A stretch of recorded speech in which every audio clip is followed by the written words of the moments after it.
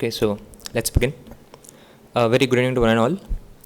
I welcome you all for the second lecture of Leadership Lecture Series. Ms. Soma Mondal started her career as a graduate engineer trainee in NALCO and was involved in various project implementation activities as a part of the technology cell. She has vast experience in marketing of alumina and aluminium and has in-depth understanding of the global and domestic scenario of the industry, having worked for 27 years in marketing department of the company in both regional and corporate offices.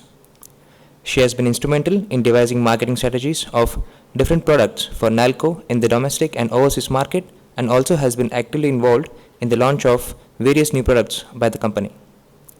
Under her guidance, several systemic improvement initiatives have been implemented in marketing and materials management functions. May I now request Ms. Soma Mondal to address the dais.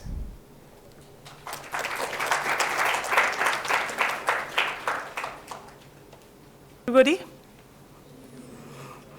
I hope you enjoy what I say. I don't know whether you enjoy, at least you can sit through what I say. That's more important. Sometime back when I got this, when IIT Madras wanted me to speak on this topic of leadership, I was thinking, what should I speak on? If you ask me to speak on aluminium and alumina, I can speak for hours. But leadership issues, I have never spoken. I have felt. Women in corporate, I have really felt it's very close to my heart, but I have never spoken. So hope I'm able to do justice. I have done some amount of research from the net, and the rest are all my experience. So when I first got this type, I was informed that if I could speak on it. I called up my son, and my son is there hiding. He's hiding his face. He doesn't want to. So he first told me, "Mummy, why do you need to come?" And then when I asked him what should be the topic, he said that, "Why don't you speak on something which relates to you, in which you really feel?" So I thought, instead of speaking of leadership, exactly women and leadership, I should more speak on the women in corporate world work-life balance. See, it is basically everything is about dreaming, if you really look at it. I think all of you have dreams. Do you dream? What do you dream? 10 years hence, what do you see yourself as? The lady, young lady there? You. What do you look at 10 years hence, 15 years hence? Any of you, any of the young ladies there? I have my own organization which can directly impact people. Directly impact? People. Okay. This is what you said is your professional ambition. When I speak about what you see yourself 15 years hence, I think I'm speaking about in totality. You cannot isolate your professional ambition from your personal aspirations. Your professional ambition and personal aspiration should be in tandem for personal happiness. You know, you cannot have it otherwise.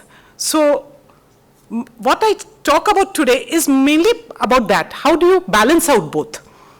If you look at politics, you find all leaders, women leaders. You have Indira Gandhi, you have Benazir Bhutto, you have Sheikh Hasina, you have Margaret Thatcher, the Iron Lady. But do we have so many women leaders in corporate? You see, politics is more structured. It's not structured. The corporate life is more structured. In spite of that, we do not have women.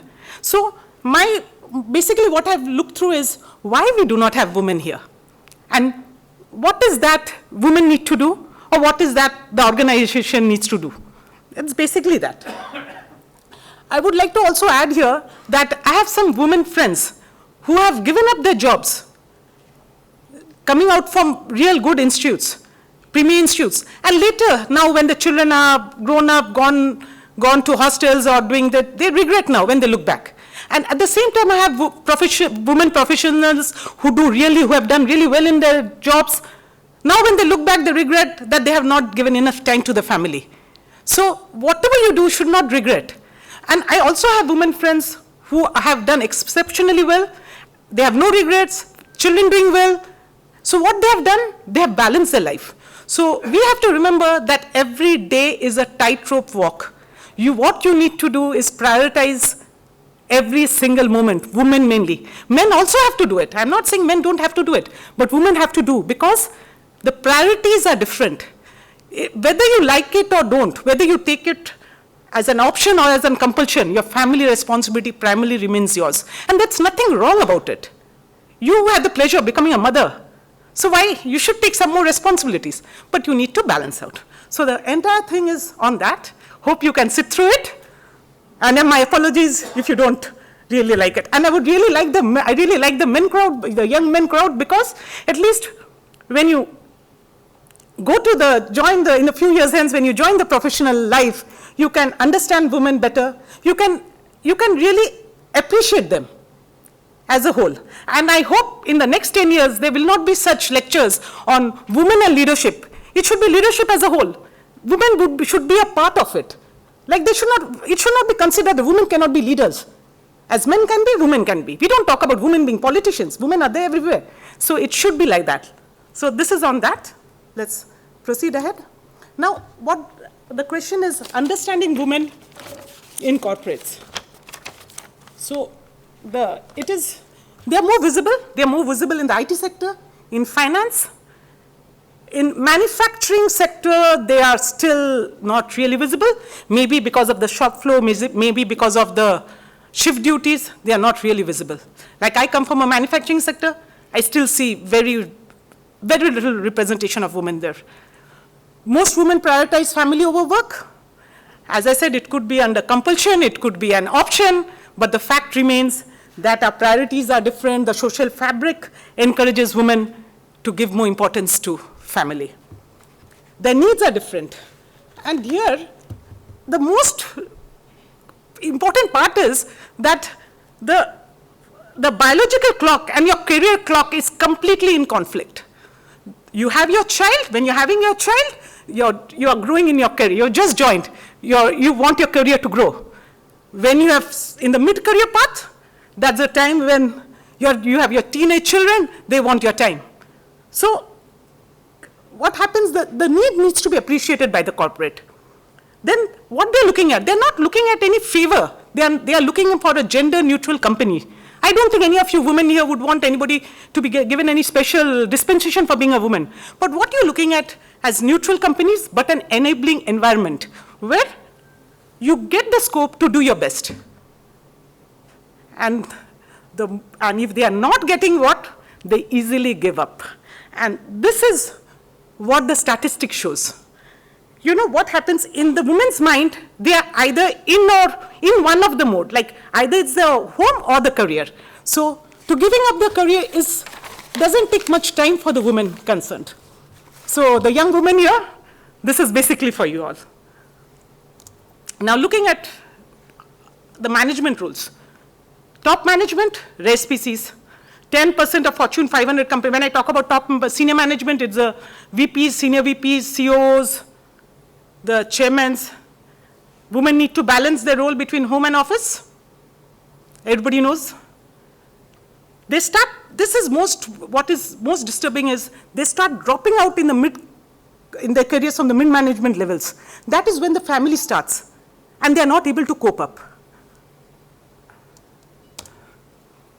But then we have great women we have women in the Forbes list of 100 most powerful women. Arundhati Bhattacharya, Chandra Kochar, I think all of us admire all of them.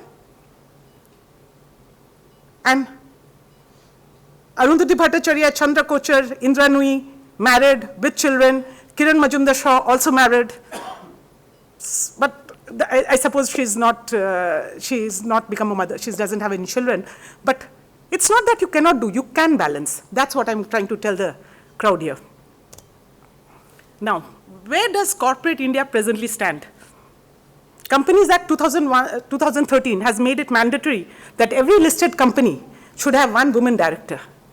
This reason is not only to have more women involvement, but also because women bring a lot of variety in the decision-making process. They bring in diversity, emotions, the balance.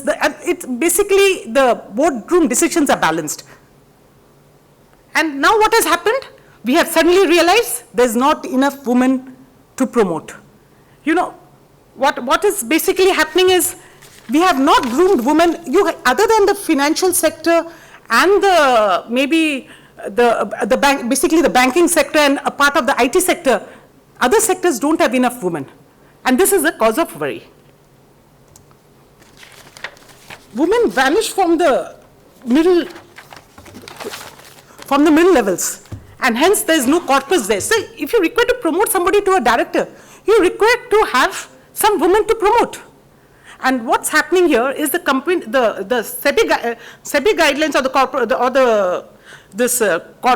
the Indian Company Act does not specify the woman's professional qualification. They say she should be of the director should have high integrity, should have knowledge, that's all. So what's happening in private companies, they are making the family members a board director. Recently also it has happened in Reliance.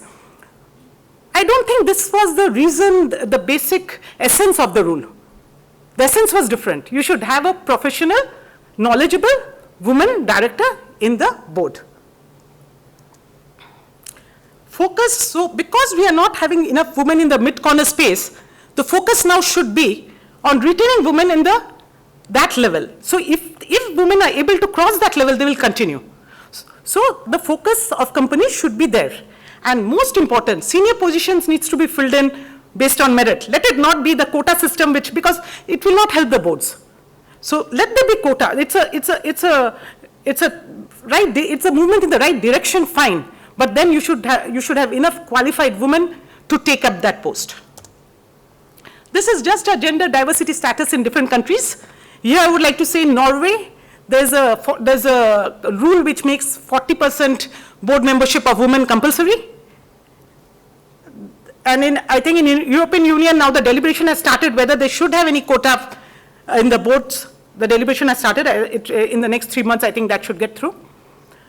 But here, there's something which is quite funny. There's something called the golden skirts in Norway, where one woman is there's a group of women who are members of various boards because they don't have enough qualified board members. So this is a point to ponder. Is it really right to have it that way? So it's more important that if you have quota, fine, but groom enough women to that level to take up that responsibility.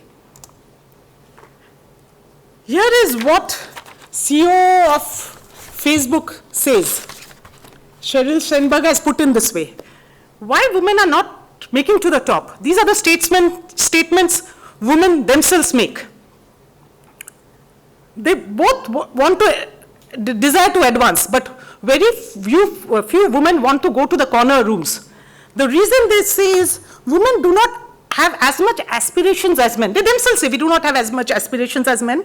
Even McKinsey report has said that the title or the position holds very little ambition for that. You know, how much the woman is willing to give up for the family versus how much more they want a career advancement. That aspiration is less for women. That is the main reason where you have less women there. And they prefer to choose flexibility in their career as against the total career growth, rigid career growth. And then you have second statement, I cannot succeed in the role. This is because of various obstacles which come in, which are basically self-created obstacles where maybe you have not been able to balance out your home. Later on I'll say, how do you balance out your home? Work-life, you have your work-life priorities, you have a family priorities. Networking is generally accepted that women have less networking, and to grow to senior positions, networking is important. And women feel that they have to continuously fight against a system which, and with very few role models in the top. I'm not saying this is a fact, this is what the women perceive. This may or may not be a fact. This is what the women perception, that's why they don't want to move to the top. And secondly, they say, I cannot have the role. Because what happens is the hiring policies they have their own the mindset. They feel if a role requires a relocation, they feel a woman is not willing to go. If maybe a woman is not willing to put in so many hours, or anything where they feel the woman's aspirations is not enough. So what happens is the hiring and promotion process itself, the women feel favors men against women. So the women in general, they give up their aspirations. Aise to hone wala nahi hai, why do I have so much aspirations? But the most final and most damaging reason is a traditional belief that women are simply less effective leaders than men. As I told you in politics, women are very effective. So why not in corporate? So now this is something, these certain data, as I said, or statistics I've downloaded from the net. Rest are all my personal experiences. This is how people perceive, is as perceived. It's not real data or something. Here it's perceived that women are more, overall effectiveness is more than men. What could be the reason? One of the reasons which is said is a woman feel that they have to work double as hard as a man to get the same recognition. They cannot make mistakes. So what happens is every time they work harder to get the same recognition. So that's maybe the reason why the overall effectiveness, the perception is higher. Now we talk about women leaders as perceived. These are the leadership competencies. If you look at the nurturing competencies like develops others, inspires and motivates others, these are all these points are all nurturing competencies which women in general are accepted to have more. But what you see here is the leadership, the main competencies which are mainly required for leadership, like taking initiative, high integrity, drives for results. These are all competencies which prove that women make very good leaders. The men are also good. They are good at technical and professional expertise, develop strategic perspective. But the feeling that women, again I'm telling the mental block that we all have, that we don't make good leaders is wrong. We make brilliant leaders. But by that I do not mean men don't make good leaders. Men also make very good leaders. But my topic is on women, so I'm emphasizing more on women. This is by difference by level in organization. It is perceived as women move up the organization, they are more effective. So with these data, I'm sure the hiring and the policymakers will surely not have any bias in recruiting more women for higher positions, any position. In fact, there should be a diversity in each and every position. Gender diversity should be there in every position. This is something which is quite interesting. This is, again, these are all as perceived. Effectiveness in difference by age. It is perceived that when women and men join, initially there's no difference in their effectiveness. But the men become more effective at around 30 and they continue to be more effective till the age of 40. Though I could not read much on why it is, I feel that's the time when the women start having the family responsibilities much more. That's the time when they have to focus more on the family life than on the professional life, the work life. But then after 40, the woman's effectiveness, the perception of effectiveness increases, and it again after 60, it tries to move towards the difference reduces. One of the reasons why it is that women continue to take feedback and do self-development even beyond the age of 40. But in case of men, it is found that up to the age of 40, they take feedback, do self-development, but after 40, they feel, I'm fine, everything is fine, I don't require any change. Or everything is as perceived. It's not my views.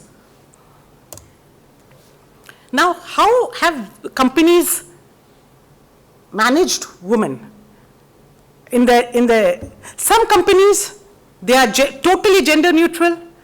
They like their employees to be a part of boys, like no concession anywhere, nor are we biased against you. You do the job like the rest. Second group, they recognize that they do the same work but have different needs, and they require to be addressed and accommodated accordingly. So in this case, what happens? HR issues, HR policies are framed accordingly. Like you have the flexi timings, you have work at home, when you are having a baby, maybe you have work, a lot of HR policies which come in.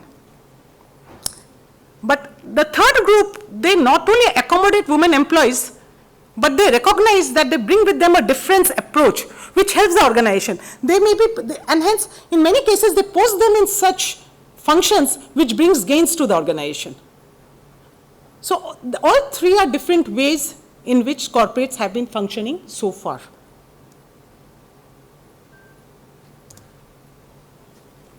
How corporate India is reacting now.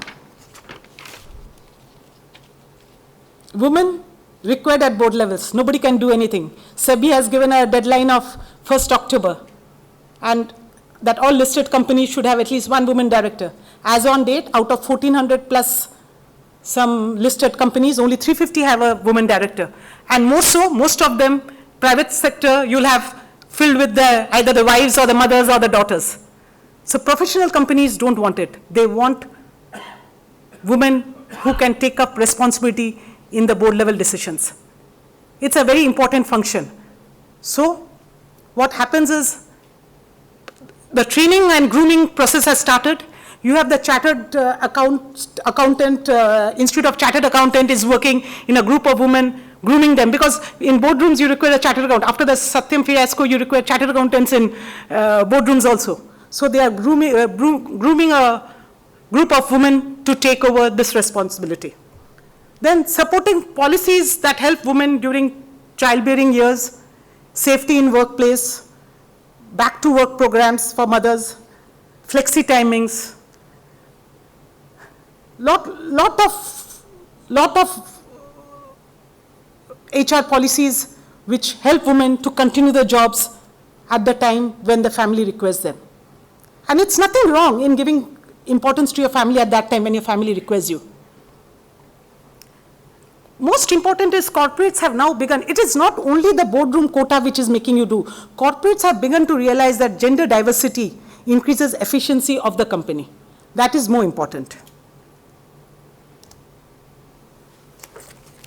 Here is the most important part of the lecture where I thought that this is the part which I would stress on.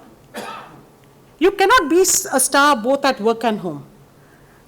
Start accepting that it is okay for a woman not to give 100% at any place. Like if you are a career woman, if you want to reach somewhere, it's okay if you make some adjustments at home.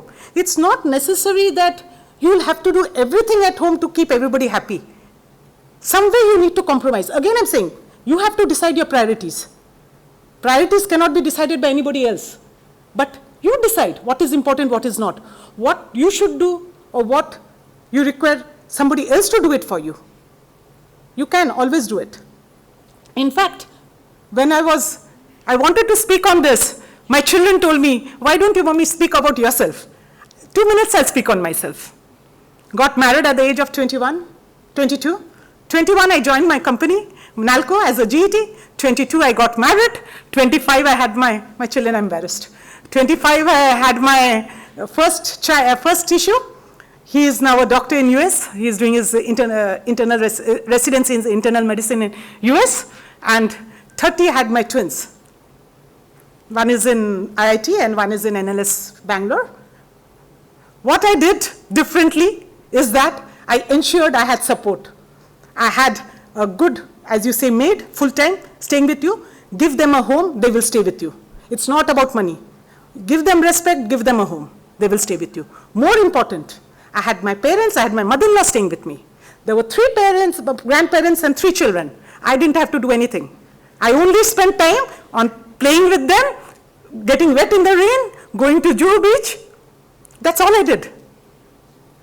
I'm going to the open house, yes, because the grandparents couldn't possibly go. But I went to the open house, brought all the papers, gave it to the grandparents to take care. So I'm not saying whether I did the right thing or wrong, but the end result is I have nothing to regret. I have spent quality time with them. No regrets on that. More so is, so you decide your priorities. You decide what you want to do. You cannot do 100% in your profession and your home. You have to decide what is important, what is not, what you need to do, what others need to do for you. And you can only decide that. Nobody else can decide that. Second, it's okay to set up an alternate support system. Many of us feel, as I said, I have to do everything. I'm a mother, I'm a daughter-in-law, or I'm a wife. I need to do everything. You cannot. So you start have to co-opting people in your family. Maybe your parents, your in-laws, your maids, start co-opting.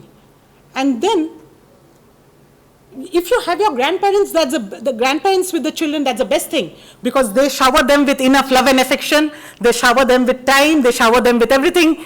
Your responsibility at home reduces, give 100% to your office. And you are happy at home. You come back home happy, children are happy, you are happy. Most important, do not ask any special dispensation as women. That is, don't ever say, I am a woman, so I have to go back at this time, or I am a woman. If you want, that is if you decide to have a career growth. If you don't want, it's your choice. Nothing is right. Again, I said nothing is right, nothing is wrong. But if you decide that you require a career growth, please do not ask for any special dispensation. Yes, the HR policies are different. Here I am saying, say you have a very important presentation or meeting to attend, and you say, no, I have to attend my child's first annual day. That's a wrong decision. It is for you to decide. Maybe you have a meeting which can be rescheduled, and you have your children's PTA or any annual day. You reschedule the meeting and attend that. Fine. But in important days, please don't ask for special dispensation just because you are a woman. It doesn't take you anywhere. Be in the top of your game. Kiran, you have Indra Nui there. I would like to, sometime I like to talk something about her, about how she use this. A lady who can command an army is a perfect example of what focus and excellence is. Indra Nui has said, leaders are difficult to define and good leadership is even more. But if you can get people follow you to the end of the earth, you have made a wonderful leader. And women, you have seen good politicians as leaders, so you can always become good leaders. It is there in you. Don't expect to please everyone. This is a problem which I also face. Women, because of your nurturing and your nurturing abilities, your way of dealing with people, always people will feel that you should keep everybody happy, you should oblige everybody. See, you can always be soft but firm. But wherever required, you need to be hard as a nail. Lastly, don't give up easily. If you look at statistics, women give up at the time of marriage when somebody between the husband and the wife, somebody needs to reallocate, and it's always the woman who either is able to reallocate or give up her job. The second time when they give up the job is when the childbearing time, they give up a job. And third time is when the children reach the board level, the 10th standard, 12th standard levels, they give up the job.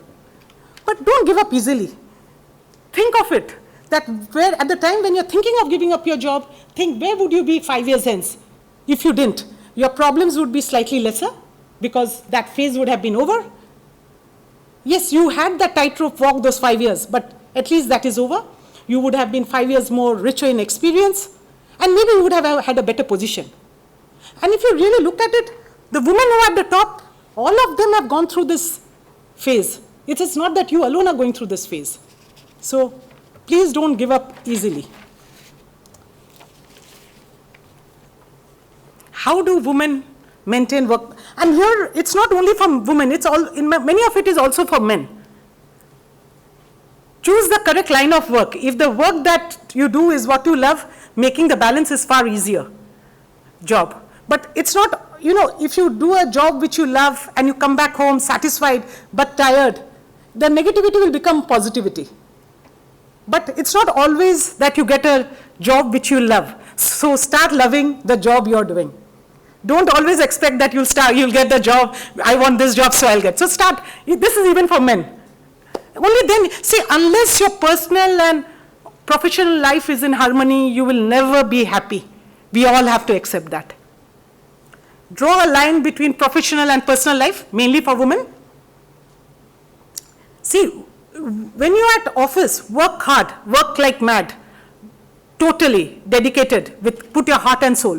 When you come back home, forget that. You have become somebody, you're a mother, you're a wife, you're a daughter. Give time to your family and quality time. That's the time. Don't think of office at that point of time. Keep a work diary. This is also for men, not for women alone. Here, whatever happens during the day, this is something I keep on complaining to my colleagues that I don't have a pocket to keep that diary.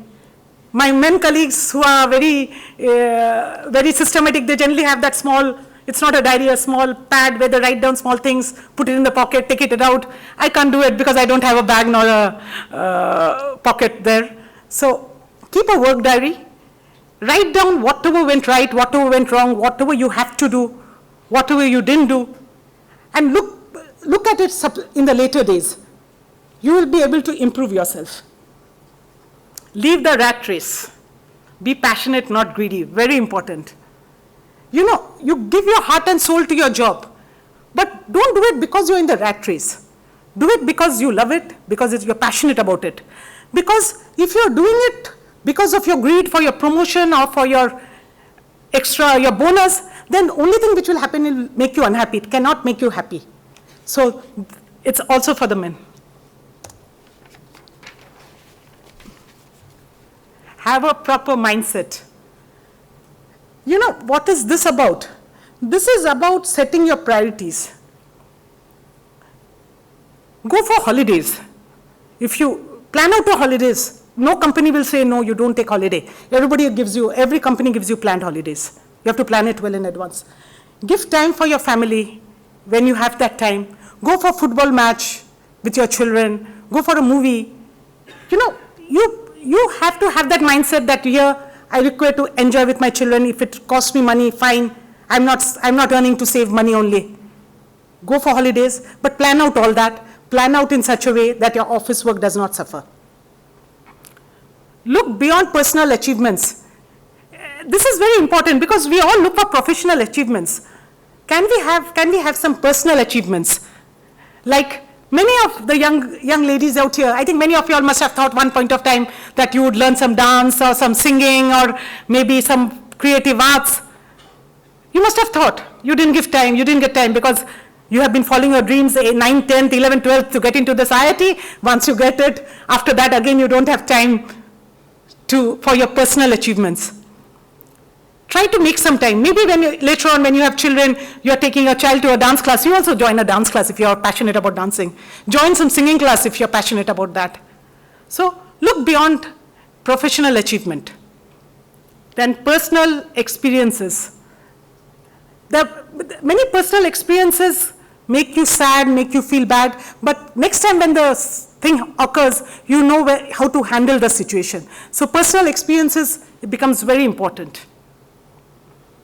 Learn what the nature says to us, what the nature tells us. Even animals, they go out in the morning, it is again a struggle for the living, but they come back in the evening, happy, sleep, get up, relax. So work, relax, spend time with your family at appropriate time. Very important. I think I've been short. My daughter told me, please don't bore everybody. So I think I'm short, not very long. I can just, here I would say one thing when I say women can have it all is my perception.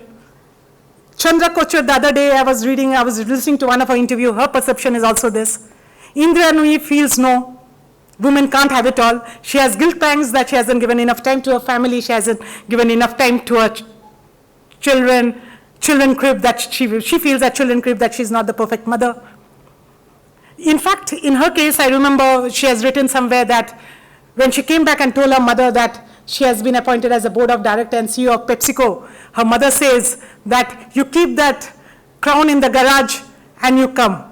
When you're at home, you're somebody's daughter, somebody's wife, somebody's mother, somebody's daughter-in-law. So you can do that, absolutely. But I believe you can have it all. What is important is that you accept that the home life is important, so is your work life. Because unless there's harmony between the two, you will never be happy. You will never be happy professionally also, if your home life is not happy. And other way also, you cannot be happy.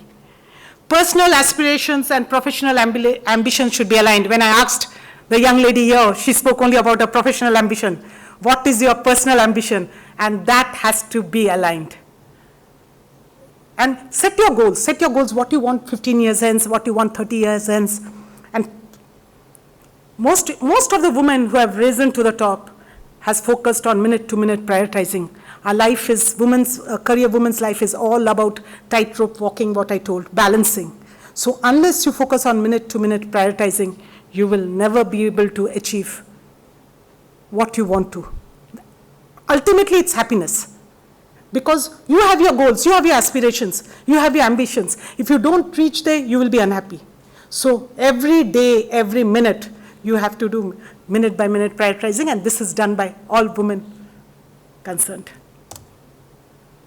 I think, hope you all did not sleep through.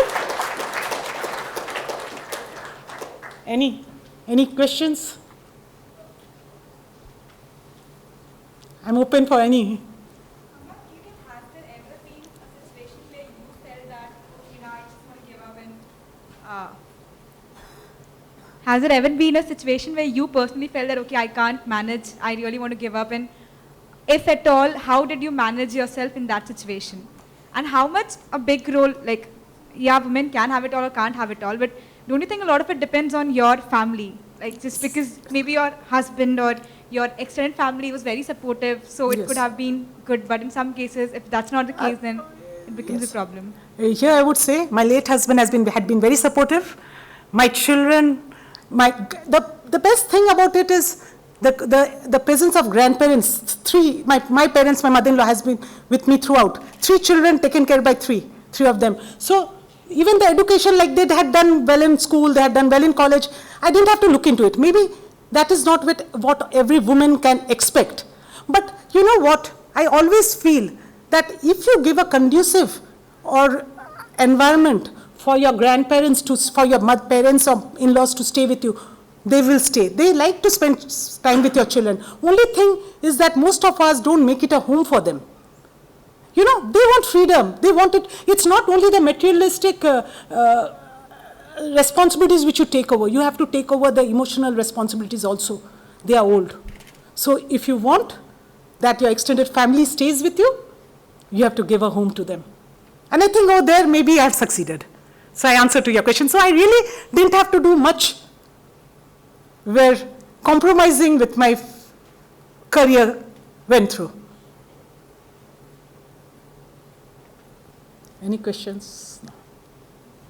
Men can have questions too. Young men, yeah.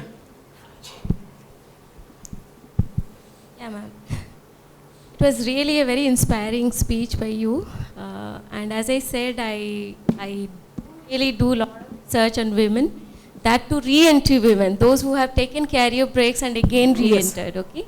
So a lot of times, a lot of interviews with such women, they have said they gave up because definitely what she was asking, you know, in the family front, they did not have that kind of support. Yes. So they had to go back and raise their children. Yes. At the same time, many of them have said that my corporate atmosphere is not very conducive. Like, I don't know whether you have faced it or not. That's what I would like to know, even from your own experience. Women really do feel somewhere that they are not being seen as equal to their male partners at the workplace. So probably that's where they thought that, okay, I am not getting promotion, I am not getting any career advancement, so let's go back and be happy with what I already have. Many of them have said this. I don't know, is it a corporate culture or what? That you can only tell us. I would like to answer this way. I have women in my company who feel that because they are women, they have not been taken care, and there are women who feel because they are women, they have been taken care. It is this way. For a woman mainly in a manufacturing sector where you have so few of them, you are noticed. So if you work hard, you're noticed. If you don't work, you're noticed. Generally, women are never put in that middle space. They're either the one who are working very hard, it is what it is perceived, that either they're working very hard or they're not working. So I have not personally faced any problem in the corporate space. In fact, and working in a CPSE, companies have been, you know, very pro-women in their, not in the recruitment policy, I would say, but in the keeping them, handling them, they have been. I have not faced problems, but I somehow don't believe in that. If you work hard, you work as hard as a male, employee, you get your credit. You don't have to work double as hard. That is, of course, that is I've told what the women perceive. But I have not faced it that way. I still feel if you work as hard as your male colleagues, you will be noticed even more. And if you don't work, then you will be noticed even more than an equivalent male colleague not working. Because men are not noticed in the crowd so much. Women are. Does corporate have a FaceTime kind of culture? Like, suppose I sit till late night, then I'll be seen as a committed employee. Have you ever? This is there. Sadly, this is there. Even if you have no work, what has happened is, since I've worked more in my regional offices where transport to home and back is difficult, and small offices, over there we close down office at 6:36, 6:37. But generally this culture remains everywhere. You don't work in the morning, you don't work in the afternoon, your work starts at 6 o'clock, and if you work after 6, you're sure, and people see your car going out after 8 o'clock, 7:30, you are a very efficient and hardworking employee. This is a sad story in most of the corporates. It's not so in the Western world. Maybe it will slowly catch up here also, but it is what it is. You wanted to say something? She has asked the same question. Now, please, you can. What do you think men should do to help women to bring balance between their family and career? In fact, this is a right question. In fact, I had thought earlier, but then I thought maybe it would embarrass. I just want men to raise hands who would want to get married to working women, career women. How many of you all? Okay. Now, among them, how many of you are willing to share the daily course? Hey, you are lucky. We were not so. In our time, we were not so. You are real lucky. This present generation is much lucky. See, it is about this. In corporate, I don't think women want.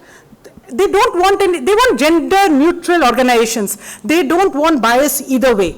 In normal recruitment, promotion policies, only what you need to do is understand that the family needs are more than what men are. That is all. Nobody wants nobody wants to be treated, I do less work, but because I'm a woman, I should do less work, but get my promotions. I don't think the women also want, any of the women here want that. I don't think anybody wants that. So, men, treat them as equal in the workplace. At home, if you have a working wife, please help them in the daily course as far as possible. Basic responsibility remain women. That, I think the women also should start accepting. God has made you a mother, you have to take that responsibility. Fine, there is a type of enjoyment in it, satisfaction in it. But the men have to help you in that. Any other questions?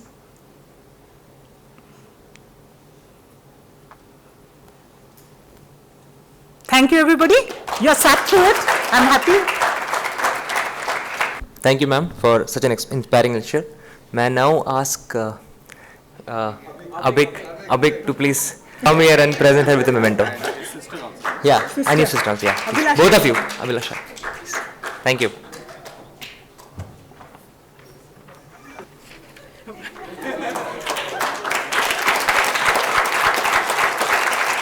As a part of leadership lecture series, International Alumni Relations Office has come up with a new initiative of appreciating students with a token of appreciation. We are starting this initiative by presenting token of appreciation to the first woman SAC speaker of IIT Madras, Pallavi. She has taken up her duties and has been doing extremely well. May I now request Ms. Soma Mondal and Professor Nagarajan, Dean IAR, to present her with the token of appreciation.